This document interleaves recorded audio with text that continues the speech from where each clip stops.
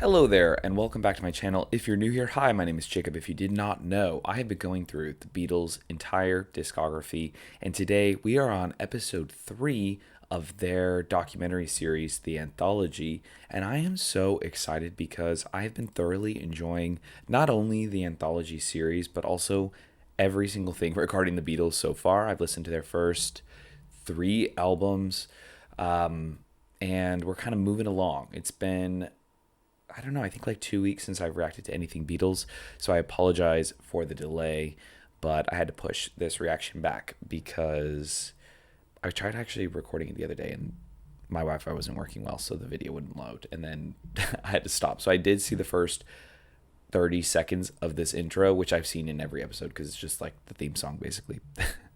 All right, let's jump in. If you want to watch this video completely uncut, without any sort of copyright logos or cuts, head over to Patreon, click the link in bio or the pinned comment. That way you can watch everything way earlier. It's usually posted like 2 weeks early on Patreon because it has to be sent to my editor to be edited down and all of these things. So if you want to watch the content early and uncut, head over there. Here we go. Click subscribe if you like the video. So we were just in this little goldfish bowl in the middle, and one didn't really have time to think what was going on. It was just going on so fast. Ed Sullivan had seen us in England, and all the Time and Life and Newsweek had all put covers of the Beatles on their magazines prior to us arriving. So it was a surprise, though, because we thought we'd have to work a little bit for this notoriety. They like being just shouted back at, you know, and we did do it with humor. Could you please sing something? No! Sorry. Next question. You can sing. You want to get a haircut at all? No, thanks. I had one yesterday. Everybody in Liverpool thinks they're a comedian, and when you just transposed it into New York or somewhere, it was great. I mean, we were just being hard-faced, really, and they loved it. I remember, for instance, the great moment of going into the limo and putting on the radio, and there we were on American radio. I'm so glad they have this all recorded. Oh, really? Don't get that. I don't understand this. We ain't written no poetry.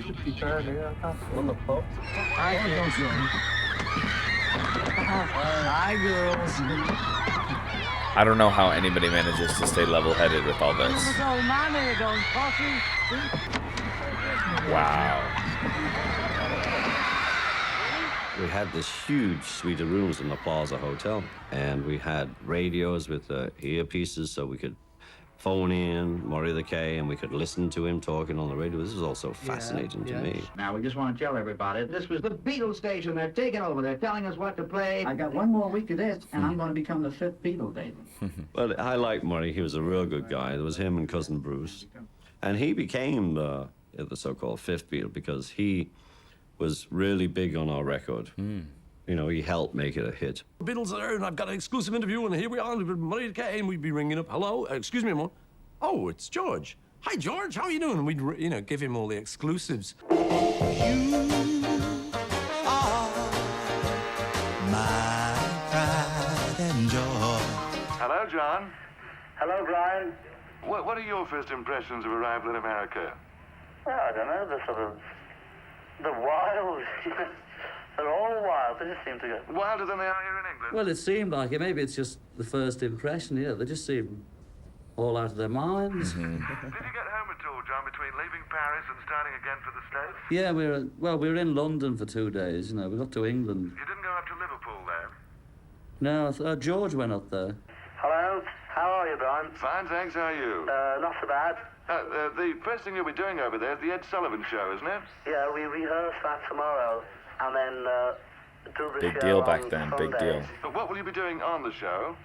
I think we'd be doing, you know, I want to hold your hand, she loves you, please, please me. We've got 6 in the 100, and we've got I want to hold your hand, she loves you, please, please me, from me to you, Such my a cool Bonnie, shot. which is a laugh, and I saw him standing there. You know, in New York, 3 records, Please, Please Me, She Loves You, and I Want to Hold Your Hand, are all #1. Now, yesterday and today, our theater's been jammed with newspapermen and hundreds of dogs from all over the nation, and these veterans agree with me that the city never has witnessed the excitement stirred by these youngsters from Liverpool who call themselves the Beatles. Now, tonight, you're going to twice be entertained by them. Right now, and again in the second half of our show. Ladies and gentlemen, the Beatles. Bring them on. 1, 2, 3, 4, 5. Close your eyes and I'll kiss you. Tomorrow I'll miss you. Remember, I'll always be true. This is too Well, cool. it's still supposed to be the largest viewing audience ever in the States, you know, and the States being the biggest showbiz town ever. Wow. It was very important. How many I still views? get people talking to me about it now. You know, it's like, where were you when Kennedy was shot? Later, they said there was the least reported, or there was no reported crime. Even the criminals had a rest for like 10 minutes. Oh, that's good. While we were on. And that's where we got to know quite a few of the press guys. And Even that's things where like travel. So they started to get friendly and let us know that they were out there actually to kill us. And as we shouted at them, they loved us. like, God knows what would happen if we hadn't have shouted. so The funny that Washington that gig, there was like 10, 12,000 people. was controversial. That was a I hell mean, of a lot of people. Their hair those completely days normal. that you were playing to. They're wearing suits. Good evening. How do you do? We'd like to thank everybody.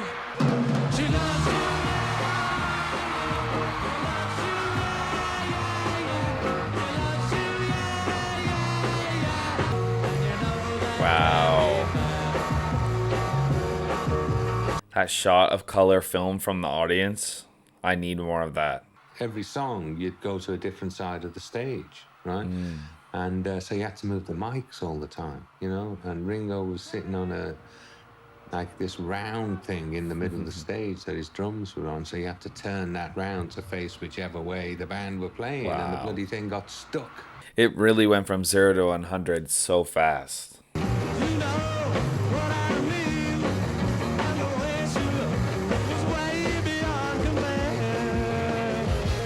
I love that we're watching this series together because it really gives me a feel for their personality, which makes them just even more lovable. So now when they're performing, I feel like it's like you can just feel their energy even more because I know they're such goofballs. Binoculars. Surrounded by the kids. And with it being America, the parents sort of went along with the kids more than they did in England. I loved it. But we never thought about it too much because it was an ongoing thing. It was happening to us, and it was hard to see. You know, we were just in the middle, being ushered from room to room. Yeah, the British Embassy, it was. There was a kind of party, you know, so this was one of the things that was starting to happen because we now were conquering America. Obviously, the British ambassador royalty could play a role in this. We were standing around saying, hi, it's very nice here, and having a drink. And one of them came up behind me and snipped a piece of my hair off. What? You know, which got me angry, so I just swung over. The hell do you think? It's okay, I just, you know. Bullshit. Some Oh, that's bloody crazy. animal cut Ringo's hair, you know, in the middle of... I walked out of that, you know, swearing at all of them, you know, just left in the middle of it. Wow. Really? I wish we had a video of that. Ooh. Nice shot. And then we eventually, you say, got down to Miami, which was, well, I mean, that was just like paradise. You know, we were like tourists, and we had our Pentax cameras. I love it. I'm a photographer, if you guys didn't know.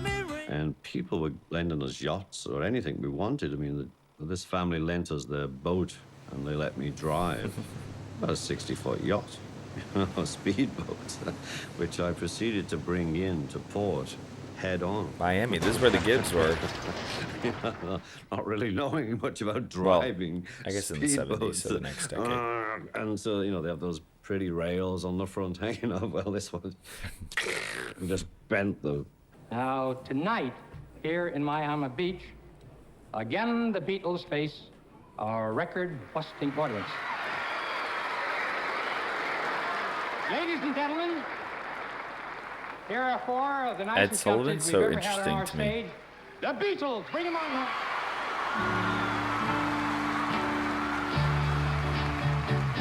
Wow, so they were on the next week, too.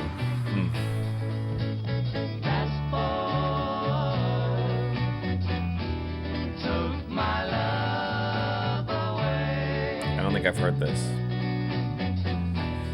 You'll regret it someday. You got to stick everything in. You know, sort of hang it out the edges.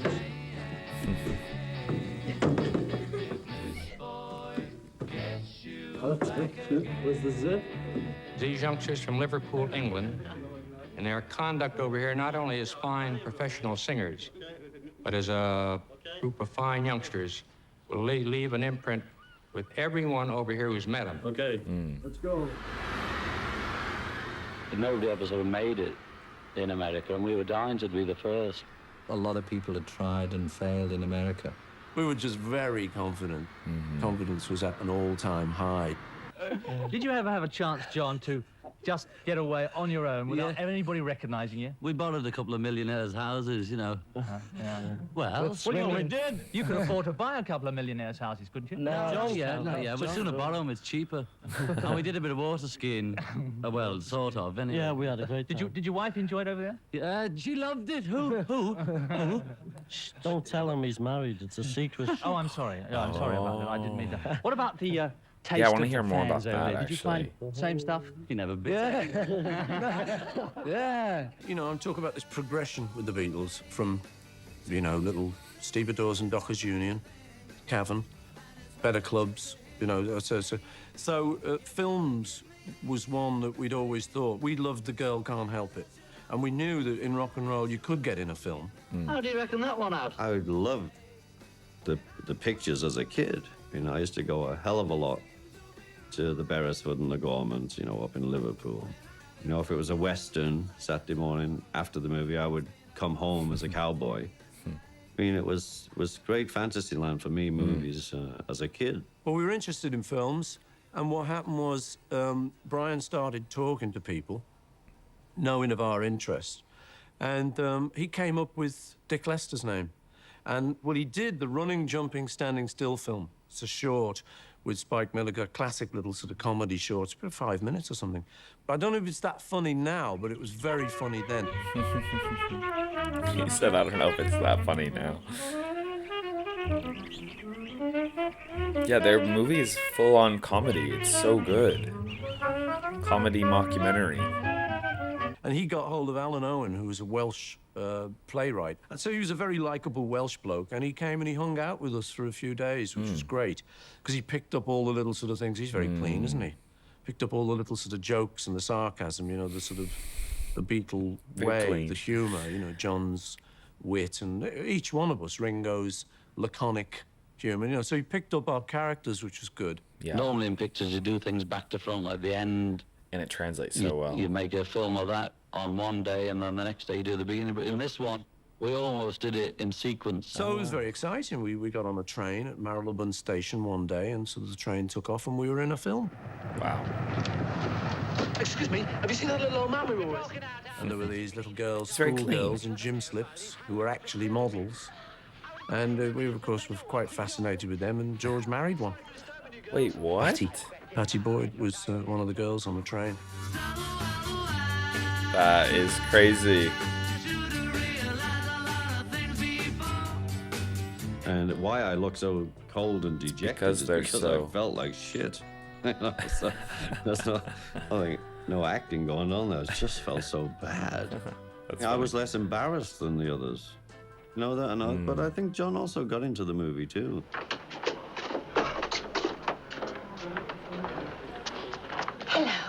Hello. Yeah, they just seem like naturals and everything. Oh, like you are. I'm not. Oh, you are. I know you are. I'm not. charismatic. You look just like him. Do I? You're the first one that said that ever. Alan Owen tried to write a scene of us being harassed by the press, which was part of our daily duty, really. And they were saying things, you must have seen A Hard Day's Night, saying things like, how did you find America? Turn left to Greenland. What do you call that hairstyle? Arthur. Has success changed your life? Yeah, I think it did, because, as I say, Alan hung around with us and was careful to try and put words into our mouths that he might have heard us speak or that he thought. So I think he did a very good script. Leave them drums alone. Yeah, it didn't even surely I seem could just have a little touch. You so much scripted. as breathe heavy on them and I'm out on strike. Aren't you being rather arbitrary? There you go, hiding behind a smokescreen of bourgeois cliches. I don't go messing about with your earphones, do I? There wasn't time.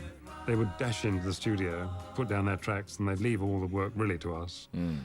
I mean, they were incredibly busy during those first years. If you look at our itinerary, some of those years where we did maybe a tour of England, a tour of Europe, a tour of America, 2 albums, about 4 EPs and 3 singles, and we made a movie all in the same year.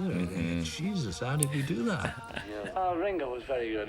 He's a good lad. Yeah. They're saying he was Charlie Chaplin. You think it's right? Yeah, he's an old one.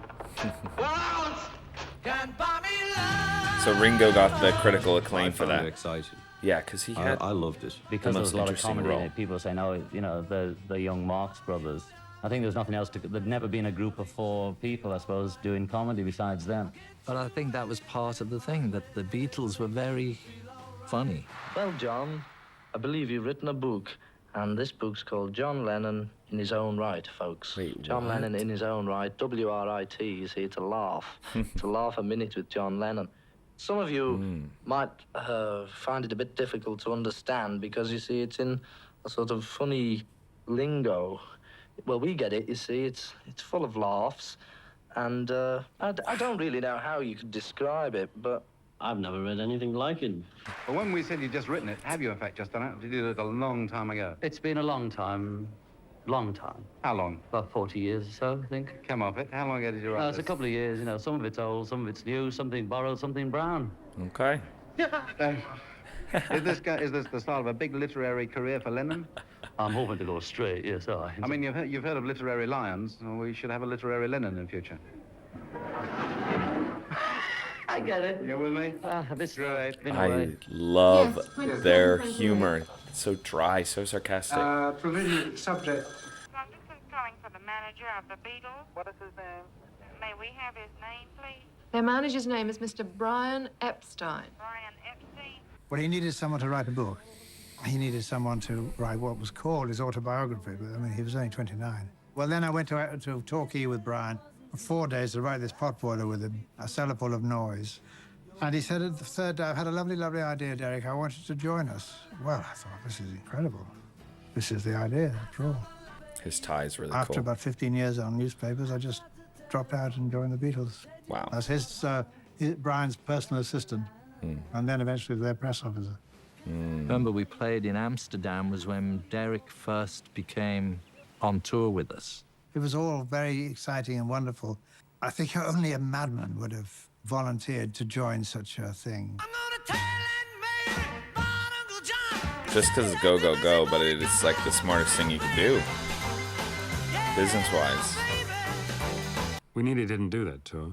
Yes, I was desperately ill. I was having my tonsils out. Oh, no. Yeah. George is a very loyal person, and he said, if Ringo's not part of the group, it's not Beatles. He said, I don't see we should do it. I'm not going to go. What a guy. I never knew that. Oh. How many Beatles does it take to change a light bulb, see? 4. Anyway, I really despise the way we couldn't ever make a decision for ourselves. It was always like, no, sorry, but Ringo must go with us. Sorry, we'll get a new drummer. No. Oh, welcome.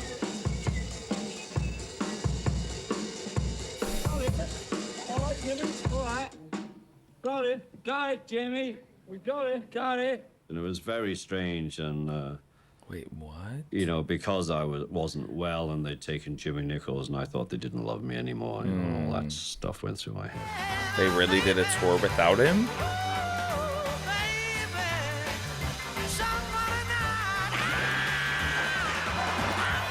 My God, seriously, God bless them for bringing a camera and capturing this. Like, why wouldn't you? But I'm so glad they did.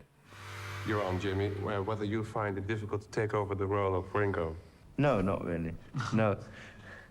As far as Ringo, I can never make up for what Ringo is. You know. How I just long try. are you doing this? Until next Thursday. Next Thursday. Yes. So you're sort of understudy. Yes, I am. You think it's a great break? Oh yes. How are the Excellent. others? Treating you good? Marvellous. How is Ringo, by the way? His throat is so sore. You're trying to live on jelly and ice cream, and I was a smoker in those days, and I was smoking the next day. Wow. And that was pretty rough, you know. What do you expect to do in Hong Kong? Smoking on the plane.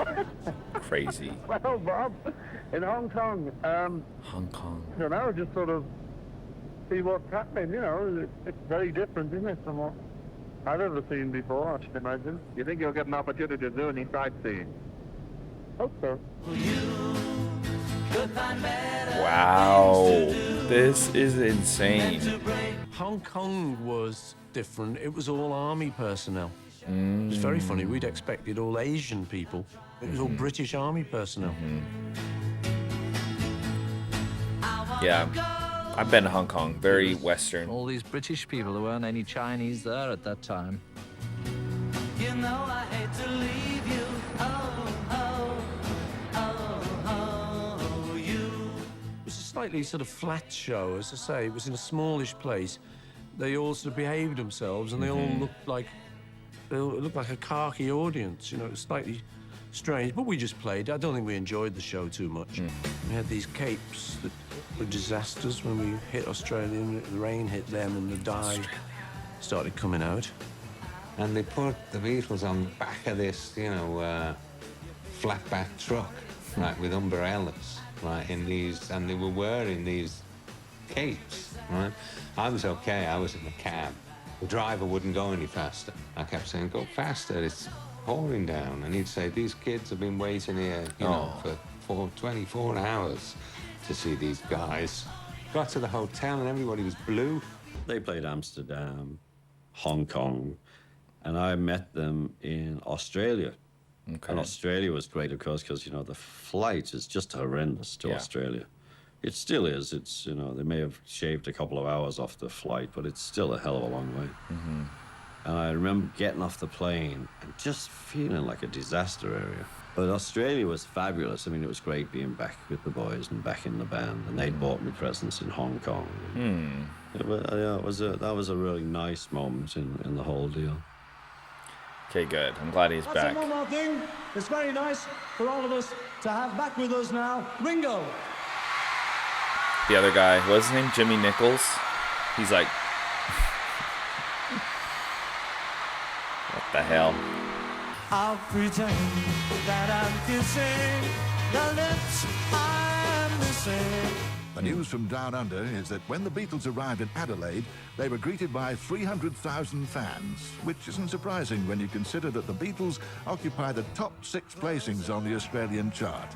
It looks as though Australia is truly in the grip of Beatlemania. That was the kind of thing where you'd go to the town hall and they'd all be in the centre.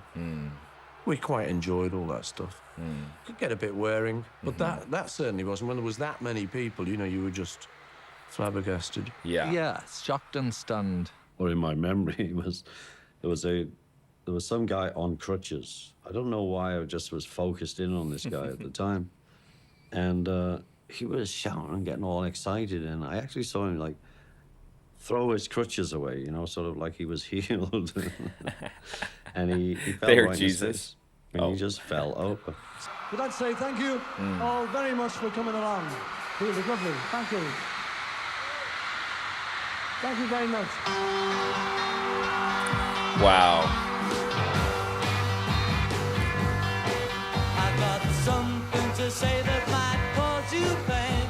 But catch you talking to that boy again, I'm gonna let you down. Looks like he has blonde hair here. And leave you blind. Even though we felt, yes, we're established and we've conquered all these countries and World we've sold domination. a lot of records and they all love us, you know, I don't think I didn't feel like it's still going to go on forever. And when you first see yourself on a big screen, you just watch yourself, you're thinking, oh, look at that ear. Oh, look at my nose, you know, look at my hair stick. And each one of us did that. But when I get home to you, I find the things that you do. Wow.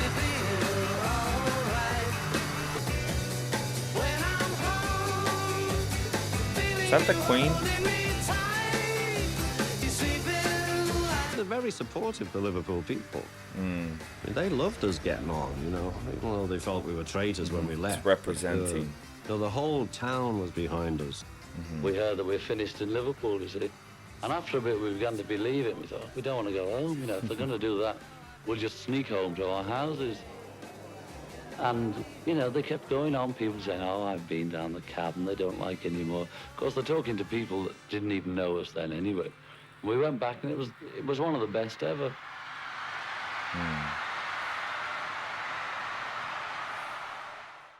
Okay, I just have to say that seeing the world domination like this really does help put into perspective Beatlemania and how big it was, because someone from my generation cannot grasp what this is like, especially with social media. It's changed completely how we look at artists, and we all have our own artists that we're following and listening to all the time because we can just go on Spotify and search whatever we want, whereas back then the radio chose what we listened to. And, you know, if the Beatles were playing every hour, every third song, that's what you heard every hour, every third song. So, and of course, when you buy the vinyls, whatever. But it's really crazy to see that literally every single person in the world, not just in one country, because, again, I feel like it's even hard to grasp the domination in other countries, because now an artist can go on a tour and it can be a world tour or whatever. But back then, to go on this sort of massive tour in every continent, it's mind-blowing. They haven't been to Africa yet. We'll see if they do. Okay, this was amazing as always. Next, we're going to be listening to their 4th studio album that was released in the UK. I'm going in UK order. I can't remember what it's called right now, so I will let you know when the video comes up. But that's what we'll do next. And then afterwards, we're going to listen to Past Masters Volume 1, and we're going to watch, of course, the next episode of the Beatles Anthology. So thank you so much for watching and following along on the Beatles journey. Again, this just really helps contextualize the Beatles as an entity and as artists. I'll see you all later. Peace out.